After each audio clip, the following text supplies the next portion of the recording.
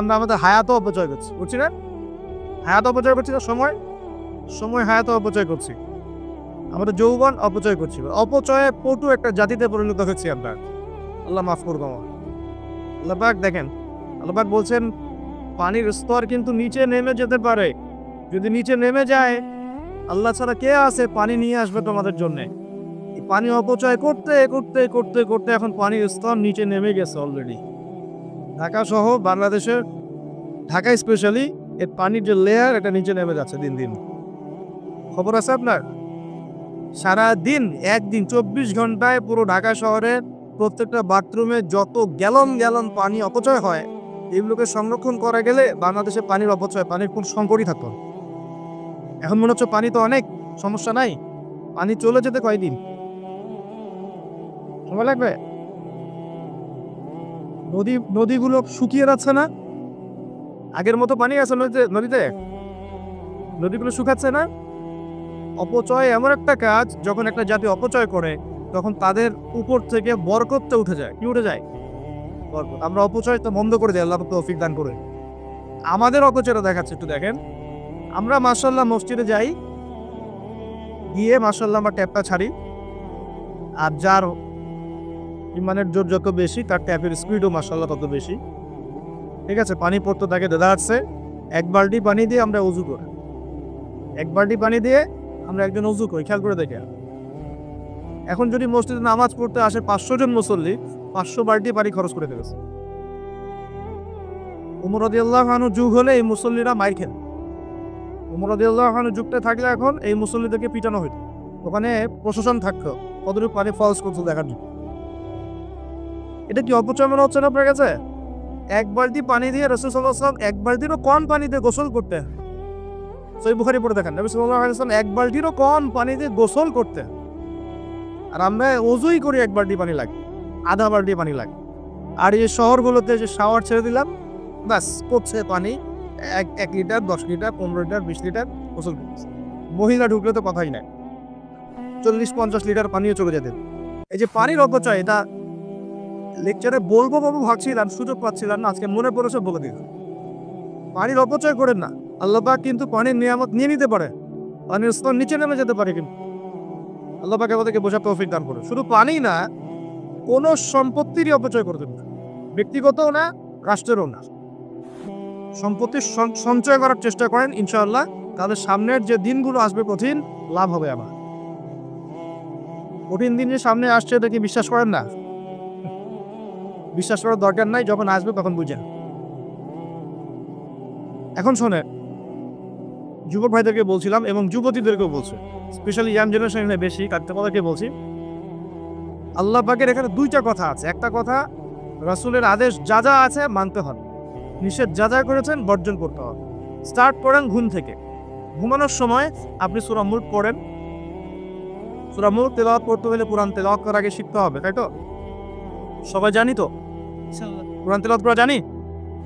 Confidence নাই? কোরআন তেলাওয়াত করে জানেন না? আল্লাহ সবাইকে তৌফিক দেখ। আজকের মাহফিল সার্থক হবে যদি একটা ওয়াদা করে বাসায় যান, এই ওয়াদাটা পূরণ করতে পারেন। আজকের এই মাহফিল সফল করবেন। আগামী মার্চ মাসের মনে হয় 20 থেকে 25 তারিখের দিক থেকে সম্ভবত রমজান শুরু হবে। ঠিক আছে, এটা কি মাস চলছে? ডিসেম্বর, জানুয়ারি, ফেব্রুয়ারি, মার্চ, 2 মাস বাকি আছে, 2-3 মাস বাকি আছে।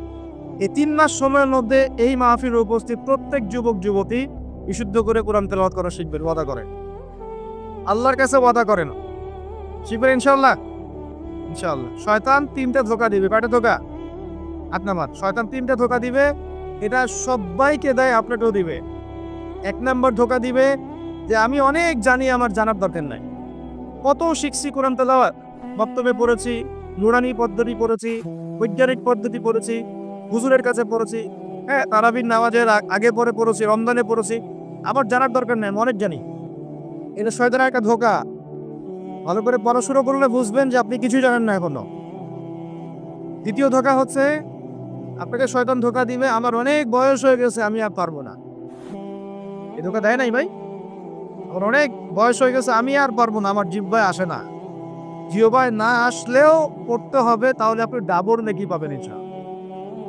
জিহ্বায় না আসলেও যারা পড়ে ওই ফিহি হাদিসে আসছে, মানে আটকে যায়। তারপরেও ওয়াহু আলাইহি শাক্কুন, এটা তার উপর কঠিন হয়, তারপরেও সে চেষ্টা করে, ফালাহু আজরান, তার জন্য ডাবল পুরস্কার, ডাবল নেকি হবে ইনশাআল্লাহ। আরেকটা শয়তান ধোঁকা দিবে, এটা তোমাদেরকে দিবে, ইয়াংদেরকে, সেটা হলো অনেক সময় পড়ে আছে, এত তাড়াহুড়ার কিছু নাই, পরে শিখে নিবে। এই ধোঁকা দেয় নাই? এই ধোঁকা দিয়ে তো বয়স হয়ে গেল 25-30, এখনো 30টা কোরআনের আয়াত তুমি বলতে পারছো না।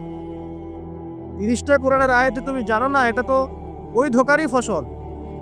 তোমার আব্বা আম্মাকে আগে ধোঁকা দিয়েছে শয়তান, বাচ্চাটাকে আগে বড় করি, স্কুল কলেজ বিশ্ববিদ্যালয়টা শেষ হোক, তারপরে দেখা যাবে।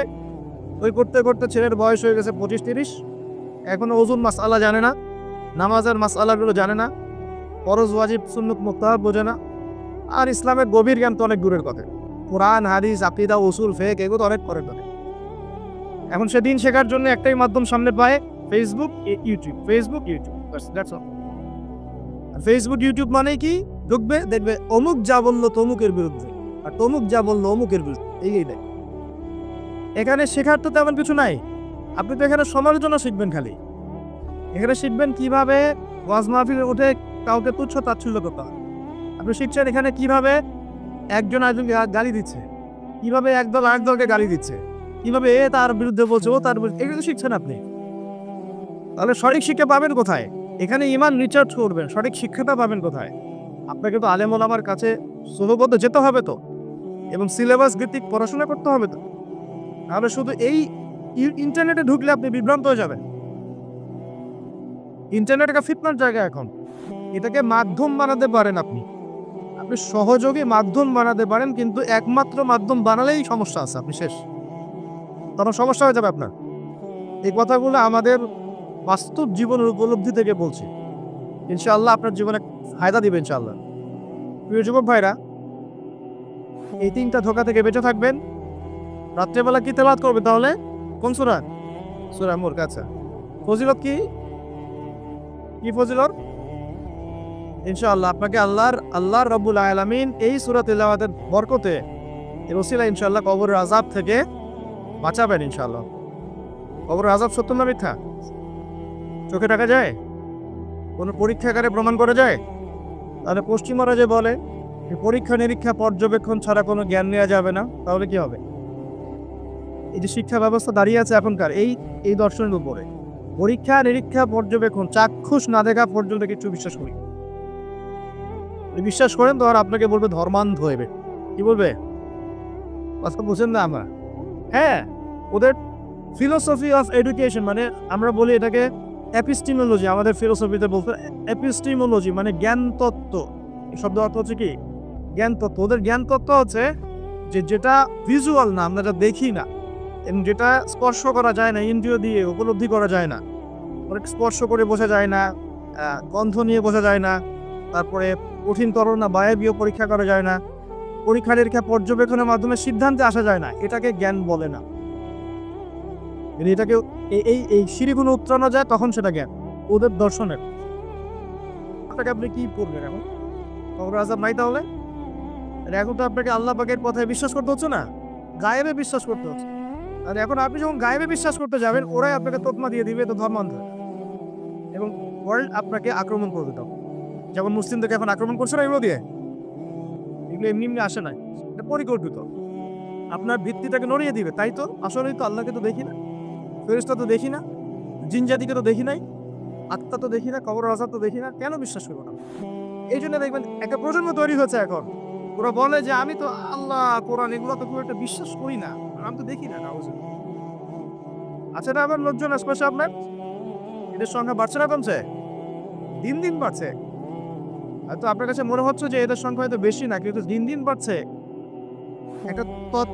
একটা তথ্য দিয়ে যে আপনাদেরকে শোনেন, বিগত 100 বছরে, কত বছরে? বিগত 100 বছরে বিশ্বের 3টা দর্শন খুব চলেছে। কয়টা দর্শন?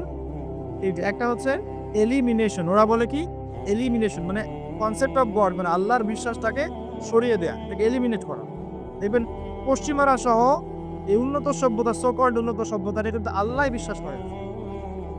তারা নাস্তিকতার আদর্শ ছড়িয়ে দিচ্ছে, কিন্তু তারা বিজ্ঞানে বিশ্বাস করে, আল্লাহ বিশ্বাস করে না। কিন্তু আর বিজ্ঞান যদি বলে কবরের আযাব বলে কিছু আছে, ওরা বিশ্বাস করবে, অবশ্যই বিশ্বাস করবে। আল্লাহ যদি বলেন কবরের শাস্তি আছে, তারা বিশ্বাস করবে। আমার কথা বোঝাতে পারছি? আচ্ছা, এটা একটা। 2 নম্বর হচ্ছে মেটেরিয়ালিজম, মানে বস্তুবাদিতা। আর মানুষকে দুনিয়া, খাও দাও ফুর্তি করো, ব্যাংক ব্যালেন্স, টাকা পয়সা, জমি জমা, স্ট্যাটাস, এইটুকুর মধ্যে সীমাবদ্ধ করেছে। চিন্তাগুলোকে এর মধ্যে সীমাবদ্ধ করেছে। পরকাল, পরকালের জীবন, ওইখানে জবাবদিহিতা, আল্লাহর সামনে দাঁড়ানো, এগুলো বাকি, এগুলো পরে। মানুষকে দুনিয়া দুনিয়া দুনিয়ার দিকে ফোকাস করেছে। দেখেন না এখন ফ্লাইওভারে দাঁড়াবেন, দেখবেন ছুটছে, সারাদিন ছুটছে কিসের পিছনে? পরকালই, দুনিয়ার পিছনে। অল্প কিছু মানুষ আছে যারা একটু ধর্মান্ধ টাইপের নাকি, তারা ছোটে ধর্মের দিকে। আরেকটা আছে 3 নাম্বার, এটা হলো চ্যালেঞ্জ এগেইনস্ট রিলিজন, মানে ধর্মের বিরুদ্ধে চ্যালেঞ্জ উত্থাপন করা, যে ধর্মের এটা কেন, ধর্মের ওইটা কেন, হ্যাঁ, মুসলিমদের মধ্যে পর্দা কেন, চুরি করলে চোরের হাত কেন কাটতে হবে, বর্বর একটা বিষয়। তারপরে ইসলামে বহু বিবাহ কেন, ঠিক আছে, তারপরে বিয়ের এক্সাক্ট কোনো বয়স নাই কেন, মানে এই যে কনসেপ্ট থ্রো করছে না, এগুলো চ্যালেঞ্জ, রিলিজিয়নকে চ্যালেঞ্জ করা, এই দর্শনটা ছড়িয়ে দেওয়া হয়েছে বিগত 100 বছর। এই তথ্যটা আপনাকে জানিয়ে দিলাম, ইনশাল্লাহ আপনাদের স্টাডির ক্ষেত্রে কাজে দিবে। প্রিয় ভাইয়েরা, পরিবেশটা নষ্ট করবেন না, যাদের কোনো হাজত আছে পিছন দিক দিয়ে চলে যান। আজকে রাত্রে ঘুমানো থেকে শুরু করে দেন রাসূলুল্লাহ সাল্লাল্লাহু আলাইহি ওয়াসাল্লামের সুন্নাহর উপর আমল করা যাবে ইনশাআল্লাহ। প্রথমে সূরা মুলক, তারপরে আপনি পড়বেন সূরা ফালাক, নাস, ইখলাস, 3 বার 9 বার, এবং প্রত্যেক 3 বার শেষ হলে আপনি 2 হাতে একত্রিত করে ফু দিয়ে নিজের মাথা থেকে নিয়ে যতদূর পর্যন্ত পারেন মাসাহ করবেন। ইনশাআল্লাহ রাত্রেবেলা আপনাকে কোনো দৃশ্যের প্রতি স্পর্শ করবে না। ঘুমের মধ্যে অনেক সমস্যা হয় না অনেকের, যে বলে বোবা ধরে, দুঃস্বপ্ন দেখেন, হ্যাঁ, ভয় পান, আছে না এগুলো সমস্যা? এই সব সমস্যার সমাধান কি মেডিকেল সায়েন্স করতে পারে? যাবেন একটা অ্যান্টি ডিপ্রেশন ওষুধ দিয়ে দিবে, অথবা একটা ঘুমের ওষুধ দিয়ে দিবে, ঘুমান। কিন্তু সব সমস্যার সমাধান কে করতে পারে? আল্লাহ পাক পারেন ইনশাআল্লাহ। এগুলো নিঃসন্দেহে কোনো না কোনো ভিত্তি এবং পিছনের একটা ব্যাখ্যা আছে, যেটা হয়তো আমাদের নাও জানা থাকতে পারে, হতে পারে না? সব জ্ঞান কি আমাদের আছে? সব জ্ঞান যে আমাদের নাই, একটা এক্সাম্পল দিই, জাস্ট একটা এক্সাম্পল দিই। আমাদের শরীরে কি আত্মা আছে? আছে না নাই? আত্মাকে কি কেউ দেখেছে কিনা? এটাকে কেউ কাজ করেছে কিনা? আত্মা কঠিন, তরল না বায়বীয় কোনো জ্ঞান কারো আছে কিনা? এখন একজন মানুষ মৃত, একজন মানুষ জীবিত, উভয়ের মাঝখানে পার্থক্যটাই তো হচ্ছে আত্মা। একজন মানুষ মৃত, তার মধ্যে আত্মাটা নাই, আর যে মানুষটা জীবিত তার মধ্যে কি আছে? রূহ বা আত্মা আছে। আল্লাহ পাক এই সম্পর্কে কি বলছেন? আল্লাহ বলছেন সূরা বনী ইসরাঈলে, ইয়াসআলুনাকা আনির রূহ, হে নবী, তারা তোমাকে রূহ বা আত্মা সম্পর্কে জিজ্ঞেস করে। কুলির রূহ মিন আমরি রব্বি, তুমি বলে দাও হে নবী, রূহ হচ্ছে তোমার রবের একটা আদেশ। কি একটা আদেশ? আদেশে এসেছে, আদেশে চলে যাবে, কোনো কারণ লাগে নাকি? আমরা কারণ ব্যাখ্যা করতে চাই, এটাকে বলে কার্যকারণ তত্ত্ব। প্রত্যেকটা কাজের পিছনে একটা কারণ ব্যাখ্যা করি, হ্যাঁ, এটা কেন হলো এই কারণে, এটা কেন হলো এই কারণে, এটাকে বলে কার্যকারণ তত্ত্ব। আল্লাহ পাকের হুকুমে মানুষ যে মারা যাচ্ছে, এর পিছনে কোনো কারণ লাগে না। এই একটা মানুষ হাঁটছে দেন, আর আমরা বলে দিলাম হৃদযন্ত্রের ক্রিয়া বন্ধ হয়ে মারা গেছে, এই তো, এই কথা তো। ক্রিয়াটা বন্ধ হলো কিভাবে? ভালোই তো ছিল, হঠাৎ করে কি হলো? কার হুকুমে হলো? ওটা কোনো হুকুমদাতা নাই, এই কনসেপ্টটাই তো বিশ্বাস করছে না। রূহ বলে কিছু একটা আছে না, এই রূহে কি ব্যাখ্যা আমি করতে পারবো? এই জ্ঞান কি আমার আছে? আল্লাহ বলছে, ওয়া মা উতীতু মিনাল ইলমি ইল্লা কলিলা, এই বিষয়ে তোমাদেরকে খুবই কম জ্ঞান দেওয়া হয়েছে, জ্ঞানই দেওয়া হয়। জ্ঞান কে দেয়? নাকি সব জ্ঞান আমরা অ্যাচিভ করি? জ্ঞানতাত্ত্বিক দর্শন শোনেন, কিছু মানুষ বলেছে সুদীর্ঘকাল ধরে মানুষ বুদ্ধি থেকে জ্ঞান পায়। কি থেকে পায়? বুদ্ধি থেকে। আবার কিছু মানুষ বলেছে মানুষ অভিজ্ঞতা থেকে জ্ঞান পায়। কি থেকে? অভিজ্ঞতা হয়েছে, জ্ঞান পেয়েছে, আগে জানতাম না, এখন জানছেন। এখানে বিষয়টা কি? এই চূড়ান্ত বক্তব্যটা কি? চূড়ান্ত বক্তব্য দিয়েছে ইসলাম। ইসলাম বলছে ওয়াকুলিল হাক্কু মির রাব্বিকুম, হক বা সত্য রবের পক্ষ থেকে আসে। সূরা বাকারায় আছে ওয়া আল্লামা আদামা আল-আসমাআ কুল্লাহা, আল্লাহ পাক আদম আলাইহিস সালামকে সমস্ত নাম শিক্ষা দিয়েছেন। সূরা আলাকে আছে আল্লামাল ইনসান মা লাম ইয়ালাম, মানুষকে সেই জ্ঞান শিক্ষা দিয়েছেন যা মানুষ জানতো না। জ্ঞানকে শিক্ষা দিয়েছেন, জ্ঞানকে শিক্ষা দিয়েছেন, মানে জ্ঞান কার পক্ষ থেকে আসে? এখানে একটা কথা মনে রাখবেন, আপনার যদি অনেক বড় ডিগ্রি সার্টিফিকেটও থাকে, যদি হৃদয়টা পরিচ্ছন্ন না হয়, হৃদয়ে নূর না থাকে, আল্লাহর মারিফত বসিরা না থাকে, তাহলে কিন্তু আল্লাহর পক্ষ থেকে জ্ঞান পাওয়া খুব ডিফিকাল্ট। কাগজের কিছু জ্ঞান পেতে পারেন, তথ্য পেতে পারেন, ইনফরমেশন পেতে পারেন, প্রকৃত জ্ঞান পাওয়া খুব টাফ আছে। আল্লাহ পাক বোঝার তৌফিক দান করুন। সূরা ফালাক নাস ক্লাস করবেন, সূরা মুলক করবেন, ওযু করার কথা বলেছি। এর পাশাপাশি আপনি সূরা কাফিরুন পড়বেন। কোন সূরা? কোনটা বলেন তো? প্রথম লাইন কি? কুল ইয়া আইয়ুহাল কাফিরুন। মাশাআল্লাহ। আচ্ছা, এই সূরাটা ফজিলত আছে। যদি আপনি প্রত্যেক রাতে সূরা কাফিরুন পড়েন ঘুমানোর আগে, ইনশাআল্লাহ তাআলা আল্লাহ পাক আপনাকে আমাকে শিরকের পথ থেকে বাঁচিয়ে রাখবেন ইনশাআল্লাহ। কিসের পাপ? শিরকের পাপ কি সবচেয়ে বড় পাপ না ছোট পাপ? একটা হাদিস বলে দেই, ইনশাআল্লাহ যথেষ্ট হবে। রাসূলুল্লাহ সাল্লাল্লাহু আলাইহি ওয়াসাল্লামকে আল্লাহ পাক একটা ওয়াদা করেছেন। কি ওয়াদা করেছেন? আল্লাহ পাক বলছেন মিরাজের রাতে, হে নবী মুহাম্মদ সাল্লাল্লাহু আলাইহি ওয়াসাল্লাম, তোমার উম্মতের মধ্যে কোনো ব্যক্তি যদি, তোমার উম্মতের মধ্যে যে কোনো ব্যক্তি যদি আসমান জমিন সমান পাপ নিয়ে আমার সামনে হাজির হয়, কিন্তু আমার সাথে কাউকে শরিক করেনি, শিরকের পাপ নাই, আমি আল্লাহ তার সামনে আসমান জমিন সমান গুনাহ, আসমান জমিন সমান ক্ষমা নিয়ে হাজির হব। কথা কি বুঝতে পারছেন? অনেক পাপ করেছেন আপনি, পাপের শেষ নাই, কিন্তু আপনি শিরকের পাপ করেন নাই। ইনশাআল্লাহ একদিন না একদিন আপনি জান্নাতে যাবেন ইনশাআল্লাহ। আল্লাহ পাক সমস্ত পাপ মাফ করতে পারেন, কোন পাপ ছাড়া? শিরক। তওবা করলে এখনই মাফ করতে পারেন ইনশাআল্লাহ। তো এই শিরকের পাপ থেকে আপনাকে বাঁচাবে কোন সূরা? সূরা কাফিরুন। তেলাওয়াত করেন, দেখবেন শিরক আপনি চিনে ফেলবেন ইনশাআল্লাহ, সেখান থেকে আপনি দূরে থাকতে পারবেন ইনশাআল্লাহ। আর শিরক থেকে বাঁচার জন্য একটা কিতাব আমি সাজেস্ট করেছি অনেকবার, কিতাবুত তাওহীদ। কোন কিতাব? কিতাবুত তাওহীদ। এর শারাহ বা ব্যাখ্যা আছে, অনেকগুলো প্রকাশনা থেকে বের হয়েছে, কিনতে পারেন। বাংলায় অনুবাদ করা আছে, বইটা পড়তে পারেন। তবে বইটা একটু কঠিন, অনেকে হয়তো বুঝতে পারবেন না সবকিছু। যেটাই বুঝবেন না, স্থানীয় বড় আলেম যিনি আছেন, হকপন্থী আলেম, তার কাছে গিয়ে জিজ্ঞাসা করুন। একা একা পণ্ডিত হতে যাবেন, একা একা পণ্ডিত হয়ে গেলে সমস্যা। ওই যে এক শ্রেণী বের হয়ে গেছে যে কোরআন মানলেই হবে, হাদিস মানার কোনো দরকার নেই, আছে না? হ্যাঁ, এই যে বেশি পণ্ডিত এখানে কোরআনের দলিলকে অগ্রাহ্য করলো। আল্লাহ যে বলছেন রাসূল যা দিয়েছেন নাও, রাসূলের দেওয়াগুলো পাবো কোথায়? রাসূল যা দিয়েছেন সেগুলোকে কোরআনে আছে নাকি? রাসূল যেগুলো দিয়েছেন ওগুলো কোথায় আছে? রাসূল যেগুলো থেকে নিষেধ করেছেন ওগুলো কোরআনে আছে নাকি? রাসূল যেগুলো নিষেধ করেছে কোথায় আছে? তাহলে এই অংশটুকু বাদ দিয়ে কোরআন মানা যাবে নাকি? তার মানে হচ্ছে আমি কোরআনটাই তো মানলাম না, তাও আমি কোরআনটাই মানিনি আসলে।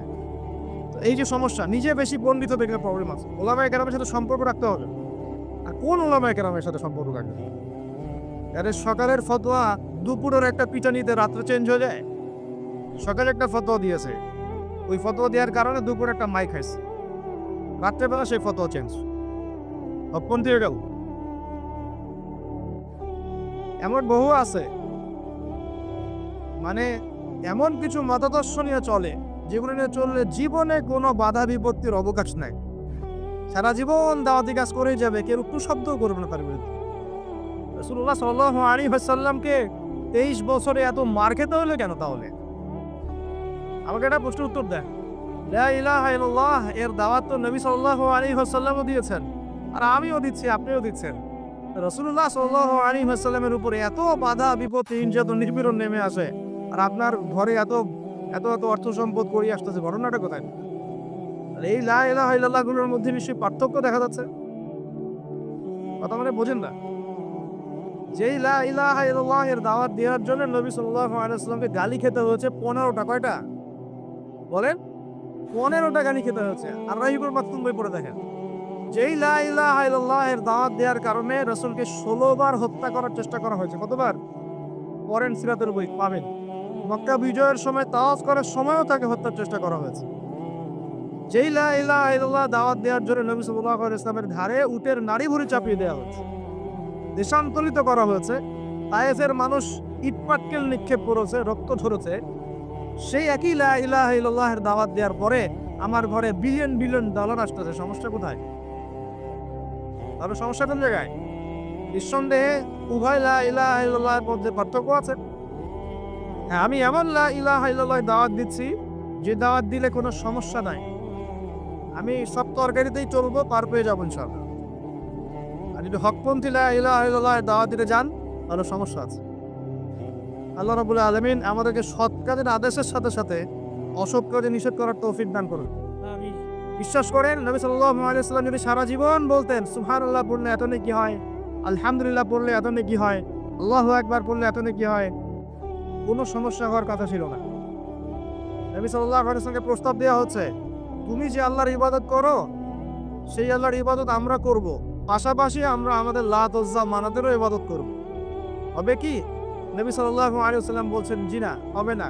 কুলু লা ইলাহা ইল্লাল্লাহ তুফলিহুন, লা ইলাহা ইল্লাল্লাহ বলে সমস্ত বাতিল ইলাহকে অ্যাভয়েড করতে হবে, এলিমিনেট করতে হবে, তারপর হবে মুসলিম। এখন আপনি ৫ ওয়াক্ত নামাজও পড়বেন মাশাআল্লাহ, এদিকে সুদও খাবেন, আপনি রমজান মাসে সাওমও রাখবেন মাশাআল্লাহ, আপনি ঘুষও নেবেন, আপনি এদিকে দান সদকাও করবেন, আবার যাকাতও দিবেন না, এদিকে মাশাআল্লাহ আপনি তাহাজ্জুদ পড়বেন, পর্দা মানবেন না, হ্যাঁ, এদিকে আপনি তাসবিহ তাহলিল করছেন, হজ উমরা করছেন বছর বছর, এদিকে দুর্নীতিও করবেন, অন্যের সম্পদ আত্মসাৎও করবেন। এই লা ইলাহা ইল্লাল্লাহ আল্লাহর রাসূল শিখান না, শিখাইছেন? উদখুলু ফিস সিলমি কাফা মানে কি? তোমরা পরিপূর্ণরূপে ইসলামে কি করো? প্রবেশ করো। এখন ইসলামে পরিপূর্ণ প্রবেশ মানে কি? নামাজও পড়বেন, সুদও খাবে, আর এদিকে রোজাও রাখবেন, ঘুষও খাবে, এদিকে হজ উমরা করবেন, বোনের সম্পত্তি মেরে খাবেন। এগুলো কি লা ইলাহা ইল্লাল্লাহ শিক্ষা? মনে রাখবেন, লা ইলাহা ইল্লাল্লাহ এর হকপন্থী ওলামায়ে কেরাম যারা, সোহবতে গিয়ে পড়ে দিন শিখবেন ইনশাআল্লাহ। পারবেন না? এটা চেনার জন্য আপনাকে এত কষ্ট করতে হবে না, এত কষ্টের প্রয়োজন নাই। খালি দেখবেন কাদের দাওয়াতে বাধা বিপত্তি নেমে আসে আর কাদের আসে না, এতটুকু চোখ কান খোলা রাখলেই বুঝতে পারবেন ইনশাআল্লাহ আযজা ওয়া জাল। এই জন্য একজন মজলুম বলেছিলেন যে তাকে মৃত্যুর সময় বলা হচ্ছে কালিমা পড়েন। কি পড়েন? কালিমা পড়েন। সে বলছে যে আমাকে কোন কালিমা পড়তে বলছে? যে কালিমা তোমরা পড়ছো সেই কালিমা পড়ার পর তোমাদের রুটি রুজির ব্যবস্থা হচ্ছে, আর আমি যে কালিমাটা পড়েছি এই কালিমার জন্য তুমি এসেছো আমার গলায় আজকে ফাঁসির কাষ্ট ফেলো। এই হচ্ছে অবস্থা। প্রিয় ভাইয়েরা, দুনিয়ার জীবনটা চূড়ান্ত নয়, এখানে সফল হতে হলে একটা আয়াতেই যথেষ্ট আপনার জন্য। আজকে রাসূল যা দিয়েছেন নিয়ে নেন, যা দেন নাই ছেড়ে দেন, যা নিষেধ করেছেন ছেড়ে দেন, ব্যাস। আর কিছু করতে হবে। ঘুমানো থেকে শুরু করেছি আপনার জন্য, আমি একটু গুছিয়ে দিব আপনাকে সারাদিন, তারপর শেষ করে দিব। এবার আপনি ডান পাশে কাত হচ্ছেন, হয়ে বলবেন আল্লাহর নবী ইসমিকে আমুতু আহিয়া। তার আগে যদি সম্ভব হয় 33 বার সুবহানাল্লাহ, 33 বার আলহামদুলিল্লাহ, 34 বার আল্লাহু আকবার পরে আপনি ঘুমিয়ে। এখন যদি আপনি 6 ঘন্টা বা 8 ঘন্টা ঘুমিয়ে থাকেন, প্রত্যেক সেকেন্ডে আপনি নেকি পাবেন ইনশাআল্লাহ। কেন নেকি পাবেন? কারণ আপনি আপনার আদর্শ মতো ঘুমান নাই, আপনি রাসূলুল্লাহ সাল্লাল্লাহু আলাইহি ওয়াসাল্লামের আদর্শ মতো ঘুমিয়েছেন, মুহাম্মদুর রাসূলুল্লাহর উপর আমল করেছেন। মুহাম্মদুর রাসূলুল্লাহ মানে কি? প্রতিটা কাজ করতে হবে কার তরিকায়? রাসূলুল্লাহ। এটা বোঝা। লা ইলাহা ইল্লাল্লাহ মানে কি? মানে আল্লাহ ছাড়া আর কিছুই চলবে না। সোজা কথা, আল্লাহ ছাড়া আর কিছুই কি চলবে? কিছু চলবে না। মুহাম্মদুর রাসূলুল্লাহ মানে হচ্ছে প্রতিটা কাজ করতে হবে কার পদ্ধতিতে? মুহাম্মদ সাল্লাল্লাহু আলাইহি ওয়াসাল্লামের তরিকা, ব্যাস। এই এতটুকু যথেষ্ট। এই কালিমা নিয়ে মৃত্যুবরণ করলে পরে ইনশাআল্লাহ একদিন না একদিন আপনি জান্নাতে যাবেন ইনশাআল্লাহ। যদিও আপনি চুরি করেন, যদি আপনার জিনা করেন, যদি আপনি মদ খান, ইনশাআল্লাহ আল্লাহ চাইলে সেই গুনাহ মাফ করে দেবেন। এখন প্রিয় ভাইরা, ঘুম থেকে উঠলেন, এখানে দুটো কথা বলে দেই। এখন আমরা যে সময়টাতে আছে এটা শীতকাল না? এই সময়টা কি শীতকাল না? আমি দেখছি আমি ছাড়া আপনারা সবাই শীতের কাপড় পরেছেন মাসা। খুব ঠান্ডা। যুব সমাজের এত ঠান্ডা লাগে কেন? এই বয়সে এত ঠান্ডা লাগে কেন? এখন তো রক্ত গরম থাকার কথা নাকি? ঠান্ডা লাগে খুব, তাহলে তো সমস্যা। আচ্ছা, এটা তো শীতকাল চলছে নাকি? শীতকাল সম্পর্কে দুটো কথা বলে যে আপনার উপকার হবে ইনশাআল্লাহ, আমার উপকার হবে ইনশাআল্লাহ। একটা হাদিসে আসছে শীতকালটা হচ্ছে মুমিনদের জন্য গনিমত। মুমিনদের জন্য কি গনিমত? মানে হচ্ছে একটা সম্পদ, যে সম্পদটা যুদ্ধ করে লাভ করতে হয়, কিন্তু এখানে কোনো যুদ্ধের প্রয়োজনই হচ্ছে না। গনিমত, উপহার, গিফট। কিরকম? শীতকালে রাতটা হয় লম্বা, রাত্রি হয় লম্বা, হয় না? এতে করে সারা রাত আপনি অনেক ইবাদত করতে পারবেন।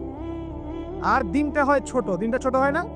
এতে করে আপনি দিনের বেলা সওম বা রোজা রাখতে পারবেন। শীতকাল আসলেই সাহাবীরা বলতেন আহলান সাহলান, শীতকালকে বলতেন আহলান সাহলান। শীতকাল তুমি এসেছো, আলহামদুলিল্লাহ।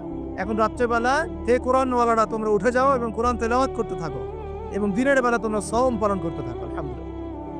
শীতের রাতটা কাজে লাগাতে পারি না আমরা? রাতের একটা অংশ ঘুমিয়ে যাবেন, শেষ অংশে উঠে তাহাজ্জুদ পড়বেন এবং কোরআন তেলাওয়াত করবেন এবং আল্লাহর কাছে হাত তুলে দোয়া করবেন। ইনশাআল্লাহ শেষ অংশে, রাতের শেষ অংশে আপনি যে দোয়াই করবেন, আপনার রিজিক যদি হালাল পায়, ইনশাআল্লাহ কবুল হয়ে যায়। শীতকালকে কাজে লাগে। আবার দিনটা হয় ছোট, তাই দিনের বেলা আপনি সওম বা রোজা রাখতে পারবেন। আল্লাহ পাক তৌফিক দান। শীতকাল সম্পর্কে একটা এরকম বর্ণনা আছে, যখন কঠিন শীত আসবে, ওই শীতটা থেকে একটা আশ্রয় প্রার্থনা করতে হয় আল্লাহর কাছে, আল্লাহ এই কঠিন শীত থেকে আমাকে বাঁচাও। কারণ কি জানেন? কারণ হচ্ছে জাহান্নাম বছরে 2টা নিঃশ্বাস ছাড়ে। কয়টা নিঃশ্বাস? একটা নিঃশ্বাস গ্রীষ্মকালে যখন প্রচন্ড দাবদাহ চলে, ওইটা হচ্ছে জাহান্নামের নিঃশ্বাসের ফসল। ওই প্রভাবে পৃথিবীতে এরকম দাবদাহ চলে। এই সায়েন্স বিশ্বাস করবে? করবে না। ওর বিশ্বাসের আমার যায় আসে না। আল্লাহ পাক বলেছেন সত্য, রাসূল বলেছেন সত্য। আরেকটা হচ্ছে শীতকালে যখন প্রচন্ড ঠান্ডা, তখন শীতকালে জাহান্নামের এমন একটা জায়গা আছে যেটা কিন্তু শীতল জায়গা।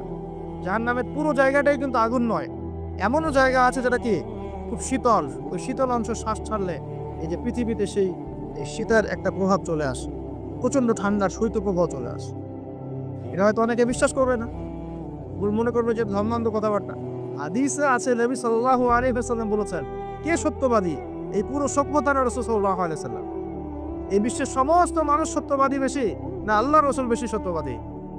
বাস, আর কোনো দরকার আছে কথার? শীতকালটা কাজে লাগে। এই শীতকালে আমি একটা আমল বলে দিই প্রিয় ভাইরা। শীতকালে নবী সাল্লাল্লাহু আলাইহি ওয়াসাল্লাম এই যে তাহাজ্জুদ করতে উৎসাহিত করেছেন, সওম রাখতে উৎসাহিত করেছেন এবং সাহাবীরা কোরআন তেলাওয়াত করতে উৎসাহিত করেছেন। একটা হাদিসে আছে তিনটা কাজ মানুষের গুনার একটা বড় বড় অংশকে মিটিয়ে দিবে।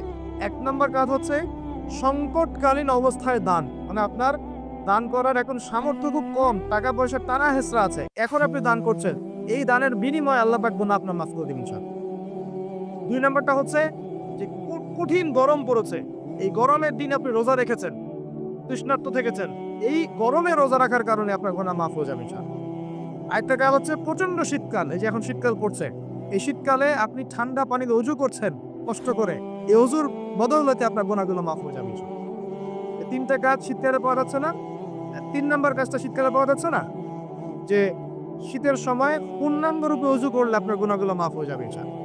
শীতকালে মাশাআল্লাহ আমাদের ওয়াজ মাহফিলগুলো হবে, ওয়াজ মাহফিলগুলোতে অ্যাটেন্ড করবেন, ঈমান রিচার্জ করবেন, রাতের বেলা তাহাজ্জুদ করবেন ইনশাআল্লাহ। তাড়াতাড়ি ঘুমিয়ে যাবেন যাতে করে শেষ রাতে আপনি উঠতে পারেন। রাতটা লম্বা হবে, একটা অংশে কোরআন তেলাওয়াত করবেন, একটা অংশে দোয়া করবেন ইনশাআল্লাহ তাআলা। আল্লাহ পাক দুনিয়া আখিরাতের যত হাজত আপনি পূর্ণ করে দিবেন। আর দিনের বেলা সম্ভব হলে সওম রাখবেন। একটা কাজ আমাদের করা উচিত, আমি মাহফিলের মাধ্যমে অ্যানাউন্স করছি, আমাদের উচিত শীতকালে আশপাশে যে দরিদ্র শীতার্থ মানুষগুলো আছে, স্পেশালি গ্রামাঞ্চলে, দেশের উত্তরাঞ্চলে কিন্তু প্রচুর শীত পড়ে, এরকম বিভিন্ন অঞ্চলে কিন্তু প্রচুর শীতার্থ মানুষ আছে। এই শীতার্থ মানুষদের জন্য সামর্থ্যবানদের উচিত হবে শীত বস্ত্রের ব্যবস্থা করা। কম্বল হোক, অন্যান্য গরম কাপড় হোক, এগুলোর ব্যবস্থা করে বিভিন্ন ফাউন্ডেশন বা সংগঠন বা পলিটিক্যাল অ্যাসোসিয়েশন বা মসজিদ মাদ্রাসা এগুলোর উদ্যোগে এই শীতবস্ত্রগুলো মানুষের মাঝে বিতরণ করার চেষ্টা করতে হবে ইনশাআল্লাহ। করা যাবে না ইনশাআল্লাহ? আমরাও নিয়াত করছি ইনশাআল্লাহ এই শীতে আমরা পুরো বাংলাদেশ ব্যাপী আমাদের সামর্থ্য অনুযায়ী মানুষের সাদাকাগুলোকে কালেক্ট করে আমরা শীতবস্ত্র বিতরণ করবো ইনশাআল্লাহ। এবং আমরা রিকোয়েস্ট করবো আপনাদের দানের হাতটাকে প্রশস্ত করুন। আপনি মনে রাখবেন, কখনো যদি দেখেন যে আমার নামে বা আমাদের ফেসবুক আইডি ইউজ করে, পোস্টকে ইউজ করে কেউ দান সৎকার চাচ্ছে, এনশিওর না হওয়া পর্যন্ত কেউ দান করবে। এরকম প্রচুর প্রতারক ফ্রড বের হয়েছে যারা আমাদের নাম ইউজ করে কিন্তু মানুষের কাছে টাকা পয়সা চাওয়ার চেষ্টা করছে। আমি কখনো মানুষের সামনে এভাবে কোনো প্রজেক্টের জন্য টাকা পয়সা চাই না। যদি চাই এইভাবে জনসমক্ষে এসে বলবো যে এই প্রজেক্টের জন্য কাজ। এখন যেটা বললাম, ইনশাআল্লাহ শীতকালে আমরা শীতবস্ত্র বিতরণ করব, যার যার সামর্থ্য আছে আমাদের অফিসিয়াল পেজে, আমাদের সব নাম্বারগুলো, অ্যাকাউন্ট নাম্বারগুলো দেওয়া হবে, সেখানে আপনারা পাঠাবেন, আমরা বিতরণ করবো ইনশাআল্লাহ। এবং সেটা সম্পূর্ণ আমার নিজের তত্ত্বাবধান চলবে ইনশাআল্লাহ তাআলা। এখন এই কাজগুলো শুধু আমরা করব না, আপনারাও করবেন। বিভিন্ন সংগঠন থেকে করবেন, আপনাদের মসজিদ থেকে করবেন, মাদ্রাসা থেকে করবেন, পলিটিক্যাল অ্যাসোসিয়েশন থেকে করবেন, ধর্মীয় সংগঠনগুলো থেকে করবেন। এতে করে কি হবে জানেন? নবী সাল্লাল্লাহু আলাইহি ওয়াসাল্লাম বলেছেন, আপনি যদি মানে কোনো বান্দা যদি অন্য মুসলিম ভাইয়ের কোনো হাজত প্রয়োজন পূরণ করে দেয়, আল্লাহ রাব্বুল আলামিন কিয়ামতের মাঠে তার হাজত পূরণ করে দিবেন ইনশাআল্লাহ। অন্য বর্ণনা আছে দুনিয়া এবং আখিরাতে আল্লাহ পাক তার হাজত পূরণ করে দিবেন ইনশাআল্লাহ। একটা হাদিসে এসেছে, একজন বান্দা যতক্ষণ মুসলিম ভাইয়ের প্রয়োজন পূরণ করে, আল্লাহ রাব্বুল আলামিন ততক্ষণ পর্যন্ত তার প্রয়োজন পূরণ করে দিবেন। অন্যের মুখে হাসি ফোটানোর নিমিত্তে এই শীতার্থ মানুষগুলোর পাশে আমাদের দাঁড়ানো উচিত। আল্লাহ পাক আমাদেরকে তৌফিক এনায়েত। শীতকালে এই কাজগুলো করবে, আর শীতকালে কিন্তু কিছু কিছু নোংরামি কাজ হয়, এই কাজগুলোও বর্জন করতে হবে। পারবো না ইনশাআল্লাহ? এক নম্বর নোংরামিটা হচ্ছে, শীতকালে দেখবেন এমন কিছু মানে অনুষ্ঠানের আয়োজন করা হয় যেগুলোতে মানে অপসংস্কৃতির বাদ্যযন্ত্র বাজতে থাকে। স্পেশালি দেখবেন গ্রামে গঞ্জে কিছু কিছু পিকনিক আয়োজন করে, এগুলোতে দেখবেন এমন গান বাজনা বাজায়, ডিজে গান বাজায়, যে মানুষের সারা রাত ঘুম হারাম হয়ে গেছে। হয় না এরকম? এরকম হয়। ঐতিহ্য রক্ষা করতে সমস্যা নাই। শীতকালে আমাদের এখানে পিঠার উৎসব হতো না? তারপরে আমাদের এই যে একটা নবান্ন উৎসব হতো না? একটা দেশীয় লোকজ ঐতিহ্য থাকে, সেগুলো পালন করতে সমস্যা নেই, যতক্ষণ পর্যন্ত সেগুলোর মধ্যে কোনো শিরক বেদাত বা হারাম না ঢুকছে, এগুলো পালন করতে সমস্যা নেই। কিন্তু আপনি পিকনিক করবেন, এখানে রিহার্স মিউজিক প্লে করবেন, ডিজে বাজাবেন, মানুষের ঘুম নষ্ট করবেন, হারাম করবেন, এটা কি ইসলাম জায়েজ করেছে নাকি? এই কাজগুলো শীতে বেশি হয়, সতর্ক থাকবেন। শীতে আবার দেখি আমরা অনেকেই কি করি, ব্যাডমিন্টন খেলেন, তাই না? সরকারি লাইন থেকে একদম মাশাআল্লাহ ইলেকট্রিক লাইন নিয়ে যদি খেলতে হয়, নিজের বাড়ির লাইন থেকে খেলেন, নিজের বাসা থেকে লাইন নিয়ে খেলেন। আমি উৎসাহিত করছি, কারণ এটা আপনার ফিজিক্যাল স্ট্যামিনার বাড়াবে, অ্যাটলিস্ট আপনার শরীর চর্চা হবে। ঠিক আছে, আপনার শরীর চর্চার দরকার আছে। মোবাইলের সামনে বসে বসে সময় নষ্ট করার অনেক ভালো আছে, ঠিক আছে, কিন্তু আপনি চুরি করে লাইন নেবেন না কারণ। তারপর শীতকালে দেখবেন কি হয়, বেশি বেশি মাদকের আসর বসে শীতকালে।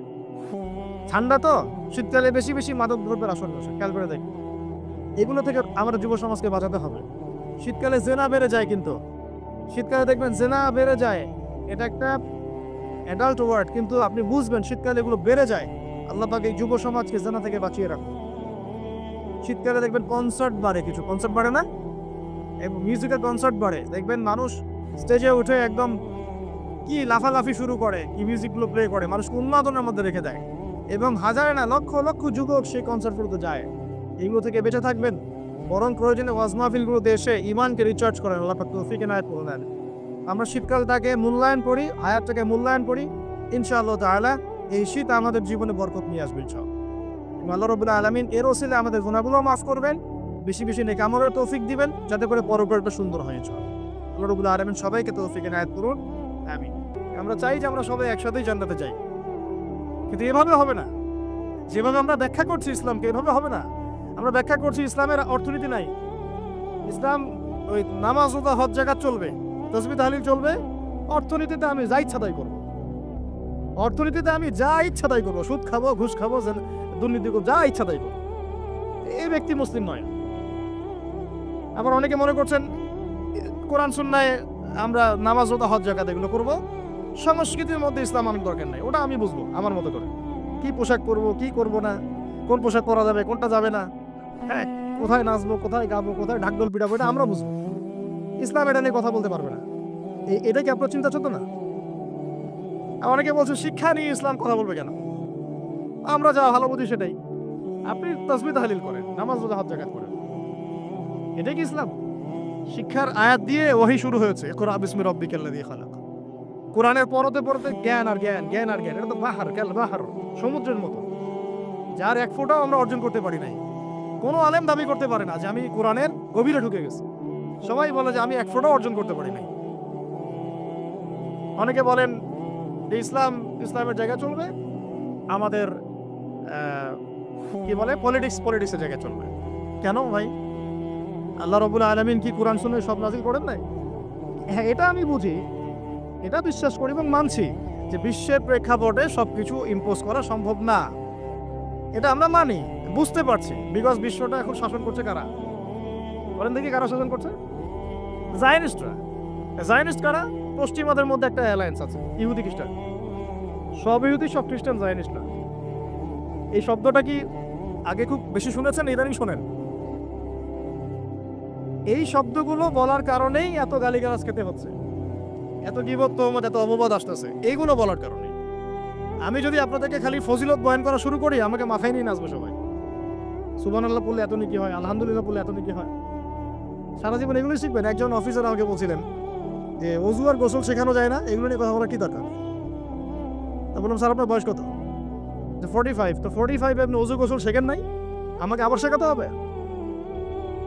সারা জীবন কি ওযু আর গোসলই শিখে যাবেন নাকি? তারা চিন্তা চেতনা এরকম যে ইসলাম এভাবেই চলবে।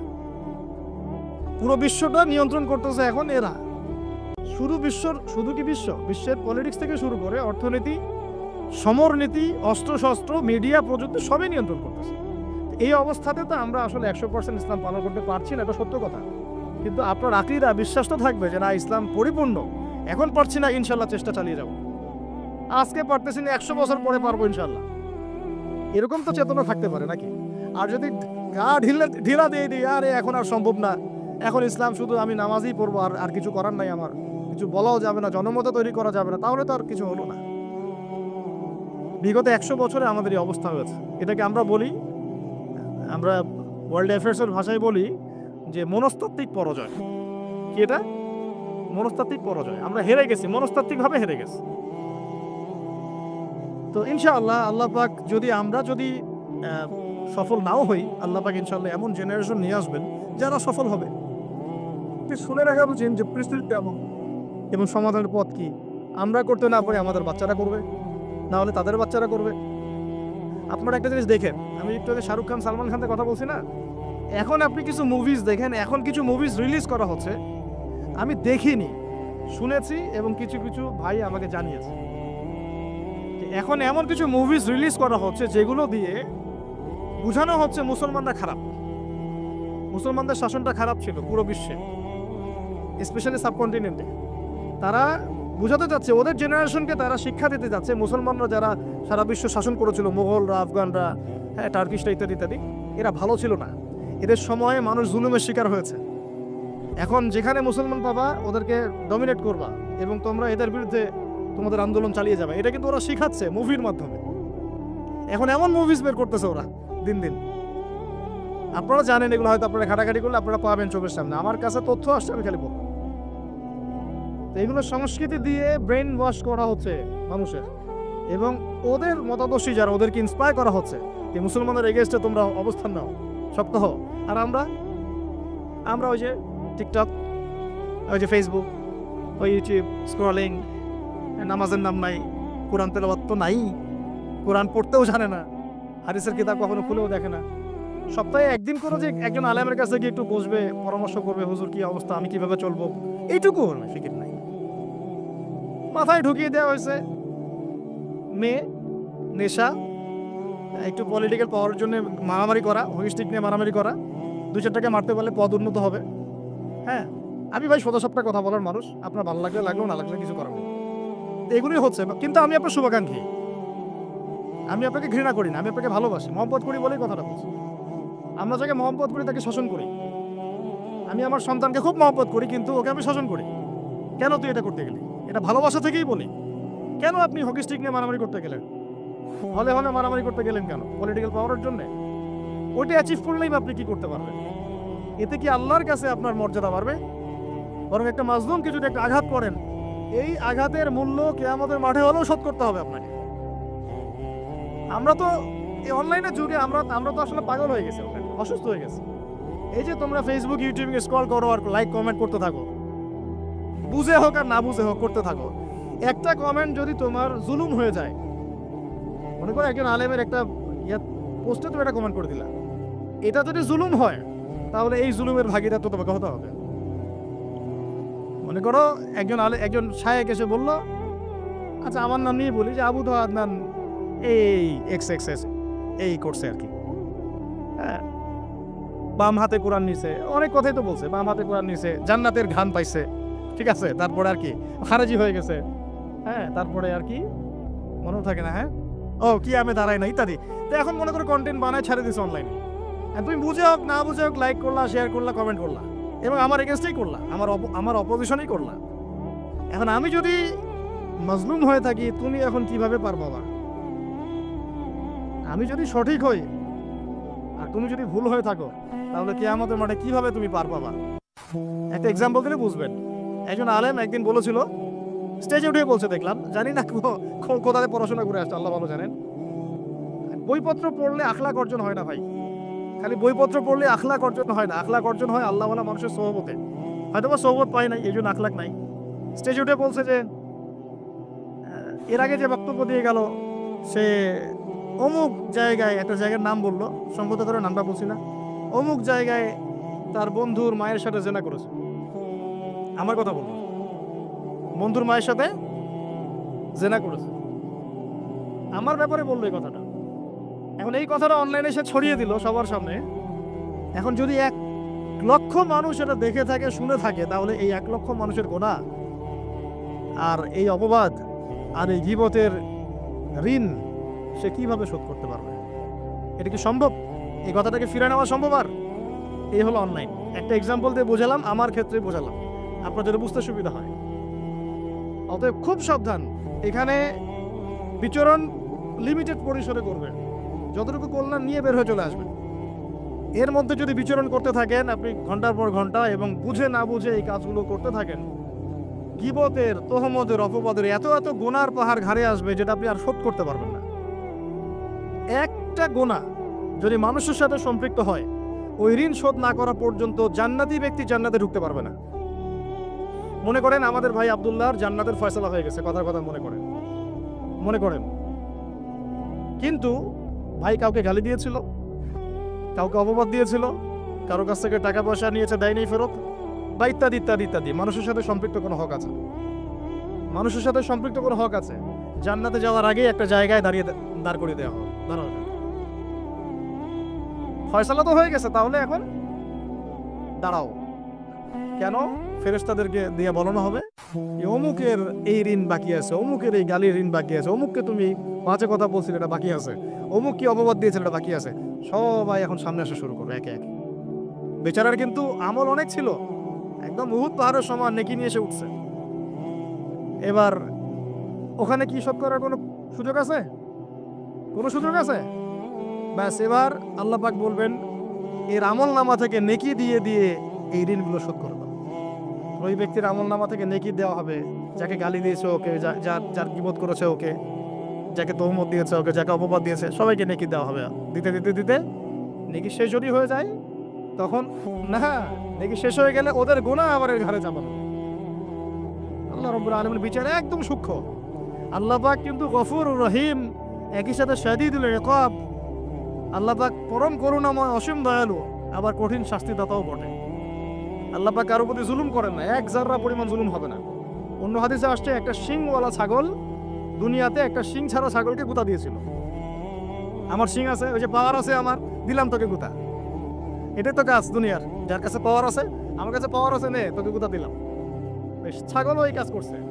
আল্লাহ পাক কিয়ামতের মাঠে ওই শিংহীন ছাগলকে শিং দিয়ে বলবেন এবার একে গুতা দিয়ে পরিশোধ করো। হিসাব এতটুকুই, এরপরে ওরা মাটি হয়ে যাবে, জান্নাতও নেই জাহান্নামও নেই। ওরা তো বেঁচে গেল, ও তো বেঁচে গেল, নাকি গুতা খেয়ে বেঁচে গেল। এবার এই ব্যক্তি সমস্ত আমল নামার গুনাহগুলো এবারে ঘাড়ে চাপানো হবে। তখন দেখা যাবে শুরুতে অনেক নেকি নিয়ে উঠেছিল, কিন্তু পরে এই ব্যক্তি জাহান্নামে চলে গেল, ওরা জান্নাতে চলে গেল। আমরা কি এটা চাই? ভাই আল্লাহর সাথে যত পাপী থাকে থাক, এটা একটা সেজদায় মাফ হতে পারে ইনশাআল্লাহ। আল্লাহ পাকের সাথে অনেক পাপ আছে আমাদের, মনে করে নামাজ পড়ি নাই, রোজা রাখি নাই, যাকাত দেই নাই, ইত্যাদি ইত্যাদি অনেক পাপ, আল্লাহর হক অনেক নষ্ট করেছে।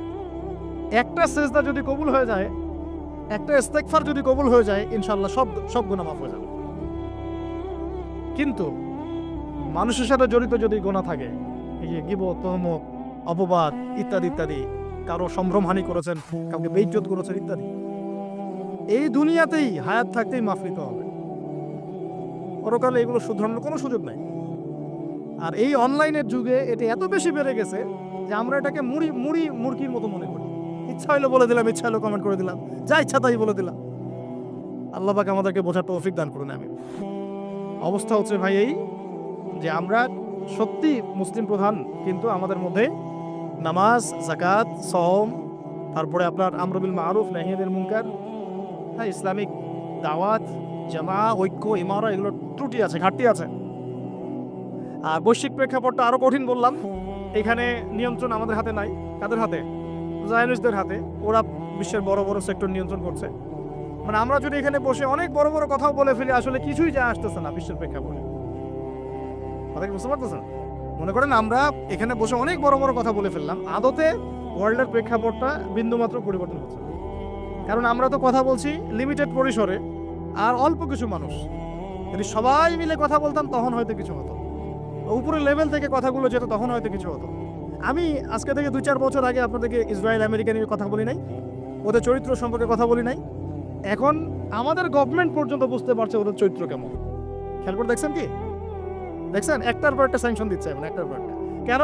ওদের স্বার্থে আপনি আঘাত লাগছে যে এখন ওদের স্বার্থে আঘাত লাগলেই ওই দেশকে তারা একদম চিপে ধরবে। মনে করেন তুরস্ক একটা দেশ, নাম তো শুনেছেন, প্রেসিডেন্ট নাম কি? বিগত 20 বছর থেকে তিনি 20 থেকে 21 বছর হবে তিনি শাসন ক্ষমতায় আছে। তুরস্ক একটা সময় অনেক মানে খুবই একটা ইউরোপিয়ান কান্ট্রির মতো হয়ে গেছিল আর কি। বিকিনি পরে মেয়েরা ঘুরে বেড়াতো। আস্তে আস্তে আস্তে আস্তে অনেক সংস্কার করার চেষ্টা করছেন। আলহামদুলিল্লাহ, আমরা দোয়া করি আল্লাহ পাক প্রত্যেকটা মুসলিম শাসকদেরকে নেখায়াত দারাজ করুন। যারা ইসলামের খেদমত করার চেষ্টা করে, সেটা আমাদের দেশের হোক আর অন্য যে কোনো দেশের হোক, আল্লাহ পাক সবাইকে নেখায়াত দারাজ করুন। তাদেরকে আল্লাহ পাক দীর্ঘজীবী করুন, ইসলামের খেদমত করার তৌফিক দান করুন। আমরা দোয়া করব। তো এখন আস্তে আস্তে অবস্থাকে অনেক ভালো একটা জায়গায় আর চেষ্টা করছিলেন উনি। যখনই দেখলো তারা যে তিনি ইসলাম কেন্দ্রিক কাজ করছেন, ইসলামকে প্রমোট করছেন, আলেম ওলামাদেরকে মানে প্রমোট করছেন, মসজিদ মাদ্রাসাকে প্রমোট করছেন। একসময় তুরস্কে আজান বন্ধ হয়ে গেছিল, ইতিহাস পড়ে দেখেন, আজান দেওয়া বন্ধ ছিল। ওই জায়গা থেকে এখন তিনি এই জায়গায় নিয়ে আসছেন। একসময় মালয়েশিয়ার অবস্থা তো ভালো ছিল না, খুবই দারিদ্রতা ছিল। এখন মাশাআল্লাহ দেখেন গিয়ে কি অবস্থা। এখন ইকোনমিক অবস্থা অনেক শক্তিশালী, তাদের অনেক শক্তিশালী। এগুলো হয়েছে আল্লাহ পাকের বরকতে, রহমতে। যখন আপনি ইসলাম নিয়ে কাজ করেন, আল্লাহ পাকের রহমতের দরজা খুলে দেবেন ইনশাআল্লাহ। এটা আমাদের ক্ষেত্রেও হতে পারতো। আল্লাহ পাক আমাদের নেতৃস্থানীয় ব্যক্তিদেরকে হেদায়েত দান করুন, বোঝার তৌফিক দান করুন এবং সাহস দান করুন। এখন দেখেন, যখনই তারা ইসলাম নিয়ে কথা বলা শুরু করলেন, বড় বড় কান্ট্রির নেতারা তাদের অর্থনীতির উপরে নিষেধাজ্ঞা আরোপ করে দিল। খেয়াল করে দেখছেন, লিরার মান কমে গেল। ইন্দোনেশিয়ার কি জানি ওদের, ইন্দোনেশিয়ার রুপি না, বলে গেলাম, ওটার মান কমে গেল। এই যে কদিন আগে পাকিস্তানের একজন প্রেসিডেন্ট ছিলেন ইমরান খান, নাম তো মনে আছে। আমি পারভেজ মোশাররফের কথা বলছি না। পারভেজ মোশাররফের সময় পাকিস্তানের ভূমি ব্যবহার করে আমেরিকা বোমা হামলা চালিয়েছে আফগানিস্তানে, মনে আছে? ওরা এরকম পলিটিক্স করে, কোন একটা জায়গায় যদি আক্রমণ করতে হয় তার পাশে আগে পরিস্থিতি তৈরি করে, পরিবেশ তৈরি করে। আগে পারভেজ মোশাররফকে ক্ষমতায় বসিয়েছে, তারপরে ওই জায়গাটা দখল করে ওইখানে বেস ক্যাম্প স্থাপন করে আফগান থেকে বোম মারা শুরু করেছে। সেই আফগান কি পড়ে গেছে? এখনকার রিপোর্ট দেখেন, এই চলতি সিজনে সবচেয়ে টাকার মান এখন ওদের বেশি। টাকার মান অন্যদের কমছে, কিন্তু ওদেরটা কমে নাই, বেড়ে গেছে। সবচেয়ে সফল কারেন্সি বলা হচ্ছে ওদের কারেন্সিকে। কেন? এর ভিতরে ঢুকলে অনেক গভীরে ঢুকতে হবে, আমি ওদিকে যেতে চাচ্ছি না, অনেক গভীরে ঢুকতে হবে। মূল কথা হচ্ছে ইমানের কারণে, জজবার কারণে তারা কি মাথা নত করেছিল আমেরিকার সামনে? বরং আমি শুনেছি, এটাও শোনা কথা, আমি আলেমদের কাছে শুনেছি, সেখানে প্রতি 5টা ঘরে ঘরে একজন করে শহীদ পাবেন। আপনি প্রতি 5টা ঘরে ঘরে একজন করে শহীদ পাবেন। ঘরে ঘরে দেখবেন কারো হাত নাই, কারো পা নাই। ওই যে দীর্ঘদিন বোম্বিং করেছে, এবং এগুলো নাকি তারা মানবতার কল্যাণে করেছিল, গণতন্ত্র প্রতিষ্ঠার জন্য করেছিল। পরে তাদের কাছে নাকানি চুপানি খেয়ে পালাতে হলো। ওরা যেহেতু বিশ্বের অর্থনীতি নিয়ন্ত্রণ করছে, রাষ্ট্র ক্ষমতা নিয়ন্ত্রণ, রাজনীতি নিয়ন্ত্রণ করছে, মিডিয়া নিয়ন্ত্রণ করছে, এগুলো দিয়ে তারা ওই কান্ট্রিগুলোর উপর চাপ আরোপ করতে থাকে। এটা বুঝবেন, আস্তে আস্তে আরো বুঝবেন, ক্লিয়ার হবে। পশ্চিমাদেরকে যে বন্ধু রূপে গ্রহণ করেছে, ওদের শত্রুর দরকার নাই, কথা মনে রাখেন। তবে সবার কথা বলছি না, জায়নিস্টদের কথা বলছি। ওদেরকে যে বন্ধু রূপে গ্রহণ করেছে, ওর শত্রুর দরকার নাই। দুর্ভাগ্য, দুঃখ লাগে, এখন আরবের কিছু কান্ট্রি এটাকে বন্ধু রূপে গ্রহণ করেছে। ইসরায়েলকে অ্যাক্সেস দিচ্ছে, আকাশ ব্যবহার করতে পারবে, এইটা সেইটা। ভাই কিছু বলদরা এগুলো বোঝেন, আপনারা তো বোঝেন, অ্যাটলিস্ট যারা বিশ্ব সম্পর্কে খোঁজখবর রাখেন আপনারা তো বোঝেন। আমাদের দেশে কিছু বলদও আছে যারা এগুলো বুঝতে চায় না। তারা মনে করে এগুলো আমরা মিথ্যা কথা বলছি। ওয়ার্ল্ড অ্যাফেয়ার্স পড়াশোনা করে দেখেন, বিসিএস কোচিং করে দেখেন, জিও পলিটিক্স পড়ে দেখেন, মধ্যপ্রাচ্যের উপর এখন ইসরায়েল এবং পশ্চিমাদের একটা চরম দাপট চলতেছে। তেল নিয়ন্ত্রণ করতেছে, মিসাইলস নিয়ন্ত্রণ করতেছে, ডলারকে এই যে পেট্রো ডলার নিয়ন্ত্রণ করতেছে, আকাশপথ ব্যবহার করতেছে। কোনো কোনো কান্ট্রি তো ইসরায়েলকে স্বীকৃতিও দিল না কয়দিন আগে, তরোয়াল নিয়ে নাচতেছে। মাশাআল্লাহ, সুবহানাল্লাহ। যে রাসূল সাল্লাল্লাহু আলাইহি ওয়াসাল্লাম ইন্তেকালের কয়েকদিন আগে বলে গেলেন, এই যে আমার হাতে সিরাতের বই আছে, ইন্তেকালের কয়েকদিন আগে, শেষ সময় মানুষ গুরুত্বপূর্ণ নসিহত করে কিনা, শেষ সময় মানুষ যে নসিহত করে সেটা গুরুত্বপূর্ণ কিনা। ইন্তেকালের কয়েকদিন আগে নবীজি বলে গেলেন মদিনা থেকে সব ইহুদিদেরকে বের করে দিবে। কে বলে গেছেন? আর তাদের সাথে আমরা বন্ধুত্ব করতেছি। সুবহান, আমরা মদের বার ওপেন করে দিচ্ছি, হ্যালোইন উৎসব করতেছি, আরো কত কি করতেছে।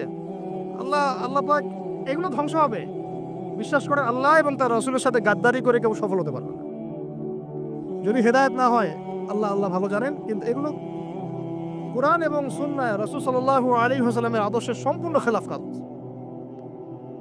পলিটিক্যাল অ্যাফেয়ার্স আর বন্ধুত্ব এক জিনিস না। বন্ধুত্ব কেন করবো আমি ওদের সাথে? আল্লাহ পাক কোরআনে কি বলেছেন?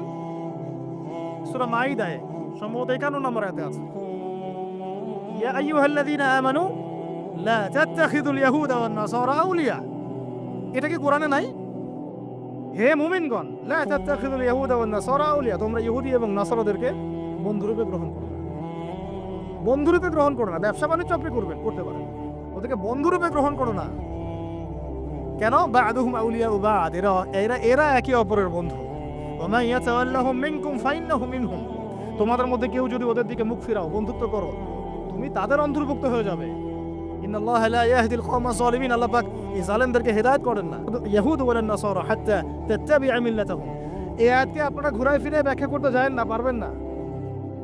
এই আয়াতটাকে ঘুরায় ফিরে ব্যাখ্যা করতে যায় না, সরাসরি ব্যাখ্যা নেন। আল্লাহ পাক কি বলছেন? ওয়ালান তারদা, কখনোই সন্তুষ্ট হবে না, আনকা, হে নবী তোমার উপরে। কে সন্তুষ্ট হবে না? আল ইয়াহুদ, যারা ইহুদি, ওয়ালান নাসারা, এবং যারা নাসারা। কতক্ষণ না? হাত্তা তাত্তাবি'a মিল্লাতাহুম, যতক্ষণ না তুমি তাদের মিল্লাত গ্রহণ করছো। মানে আমরা যতক্ষণ ওদের সামনে আত্মসমর্পণ করব না, ততক্ষণ তারা আমাদেরকে নিয়ে সন্তুষ্ট হবে না। তাই হচ্ছে কিনা বলেন? এখনই যদি বলি হ্যাঁ ঠিক আছে আমরা তোমাদের সব মেনে নিলাম, আমাদেরকে মাথায় নিয়ে নাচবে, এই তো।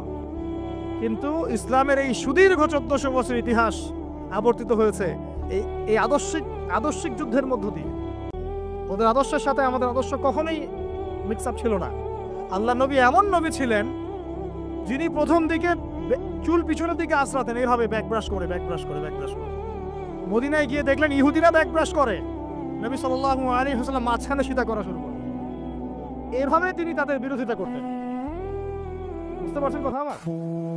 ইহুদি খ্রিস্টানরা হায়াজ নেফাস হলে মেয়েদেরকে তাড়িয়ে দিত, অন্য ঘরে রাখতো। এখন হয়তো তারা তাই করে। আল্লাহ নবী বিরোধিতা করলেন, হায়াজরত অবস্থায় মা আয়েশা রাদিয়াল্লাহু আনহার কোলে মাথা রেখে কোরআন তেলাওয়াত করলেন, পদে পদে বিরোধিতা করলেন। ওরা ওই যে মুহররমের দিন সওম রাখে, তাই না? আশুরা মুহররমের সওম রাখে, নাজাতে মুসার ইয়াতে। আল্লাহ নবী বললেন আগামী বছর বেঁচে থাকলে আমি 9-এর সাথে হয় সামনে একদিন নাহলে পিছনে একদিন থাকবো।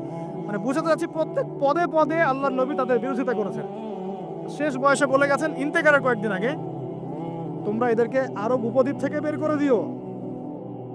নিজে 23 বছরের এই জীবদ্দশায়, নববী জীবনে তিনি খায়বারের যুদ্ধ করেছেন, বনু কুরাইজার সাথে যুদ্ধ করেছেন, বনু নাজিরের সাথে যুদ্ধ করেছেন, বনু আরেকটা কি কাইনুকার সাথে যুদ্ধ করেছেন। 4টা বড় বড় ইহুদি গোত্রের সাথে যুদ্ধ করেছেন। আর আমরা ওদের সাথে এখন বন্ধুত্ব করি, আতাত করি, ওদেরকে ছাড়া চলে না। বাই দ্য ওয়ে, বিশ্বটার নিয়ন্ত্রণ ওদের হাতে এখন। এটা মেনে নিয়ে কথাগুলো হজম করতে হচ্ছে। ভিতরে আগুন জ্বললেও কিছু করার নাই, কারণ আমরা বিগত 100 বছরে এমন একটা জায়গায় চলে আসছি যে এখন আমরা অধঃপতনের যুগে বাস করছি। কেনই বা হবে না? ওই যে বললাম, নামাজ নাই, যাকাত নাই, ফজরের সালাত নাই, কোরআন তেলাওয়াত নাই। আমাদের দাড়ি টুপিওয়ালা মানুষের মধ্যে ইসলামী আখলাক নাই। দাড়ি আছে, টুপি আছে, মাশাআল্লাহ, আখলাক নাই। একটা হিন্দুর দোকানে গিয়ে দুধ কিনতে কমফোর্ট ফিল করি যে ওই বেচারা মাপে কম দিবে না, দুধে ভেজাল দিবে না। একটা মুসলমান দোকানে আপনি পণ্য কিনতে হাজারবার চিন্তা করেন, বাপরে বাপ কোন দিক দিয়ে না ঠকায় দেয় আমাকে। কোন জায়গায় চলে আসছি? মুসলমান ছেলেরা তোমরা এখন জেনায় লিপ্ত হচ্ছ, টিকটক করছো, ফ্রি মিক্সিং করছো, মেয়েদের সাথে ডেটিং করছো, আড্ডা মারছো, ঘুরছো, ইতিহাস পড়তেছো না, আমরা কোন জাতি সেটা জানতেছো না। কোরআন পড়তেছো না, নামাজ পড়তেছো না, মাদকের কাছে যাচ্ছ, মুসলমান একটু মুসলমান ছেলে, মুসলমানরা সুদ খাচ্ছে, ঘুষ খাচ্ছে, দুর্নীতি করতেছে, তাহলে আমরা বিগত 100 বছর এই জায়গায় আসবো না কেন সেটা আমাকে বলেন। এখন সমাধানে আস। আমরা কি আদৌ চাই যে অবস্থার পরিবর্তন হোক? মোবাইল ফোনগুলো একটু বন্ধ করেন। আমরা কি আদৌ চাই যে এই অবস্থার পরিবর্তন হোক? সত্যি চাই কি ভাই? আচ্ছা, আমরা না হয় নাই বা পারলাম, আমরা চাই না আমাদের সন্তানরা পারুক, আমাদের সন্তানরা পারুক। আমরা তো 30 বছর চলে গেছে, আপনার হয়তো 40, আপনার 50 চলে গেছে, কারো 60 চলে গেছে, পারি নাই। আমরা কি চাই না আমাদের সন্তানরা পারুক বা তাদের সন্তানরা পারুক? কেউ পারুক বা না পারুক, আল্লাহ পাক কি বলেছেন শুনেন। এই কথাটা বলে সমাধানগুলো বলে দিই, পয়েন্টগুলো খালি। আল্লাহ পাক বলেছেন যে ওয়াইন তাতাওয়াল্লাউ, তোমরা যদি মুখ ফিরায় নাও। ও তার আগে আল্লাহ বলেছেন সূরা মুহাম্মাদে আছে, ইন তানসুরুল্লাহ ইয়ানসুরুকুম ওয়া ইউসাব্বিতু আকদামাকুম, তোমরা যদি আল্লাহকে সাহায্য করো, আল্লাহর দ্বীনকে সাহায্য করো, আল্লাহ পাক তোমাদেরকে সাহায্য করবে ইনশাআল্লাহ। শর্ত আছে একটা, এমনি এমনি সাহায্য আসবে না। কখন সাহায্য আসবে বলেন? যখন আমরা আল্লাহর দ্বীনকে সাহায্য করব। বলেন তো আমরা আমাদের আল্লাহর দ্বীনকে কতটুকু সাহায্য করছি নিজ নিজ জায়গা থেকে? আপনারা আল্লাহ পাক তৌফিক দান করুন, আপনারা উমরা করতে যান, হজ করতে যান, রাসূল সাল্লাল্লাহু আলাইহি ওয়াসাল্লাম রওজা জিয়ারত করবেন ইনশাআল্লাহ। আল্লাহ পাক তৌফিক দান করুন। সেখানে যদি আপনার ভিতরে অনেস্টি থাকে, আপনার লজ্জা লাগবে। আপনি রাসূল সাল্লাল্লাহু আলাইহি ওয়াসাল্লাম সামনে দাঁড়াতে লজ্জাবোধ করবেন, আপনার ভিতরে খারাপ লাগবে। যদি আপনার মধ্যে অনেস্টি থাকে, মনে একটা ফিলিংস আসতে পারে আপনার যে নবী মুহাম্মদ সাল্লাল্লাহু আলাইহি ওয়াসাল্লাম তার উম্মতের জন্য 23 বছর অবর্ণনীয় কষ্ট সহ্য করলেন, আমি তার কাছে আসছি আজকে সালাম দিতে, তার দিনের জন্য কি করে আসছি? তিনি কি এই দিন ছাড়া আর কিছু রেখে গেছেন? আমরা তার দিনের জন্য কি করলাম, কতটুকু করতে পারলাম? তো আল্লাহ পাক এটাই বলছেন, ইন তানসুরুল্লাহ, তোমরা যদি আল্লাহকে সাহায্য করো, মানে আল্লাহর দ্বীনকে সাহায্য করো।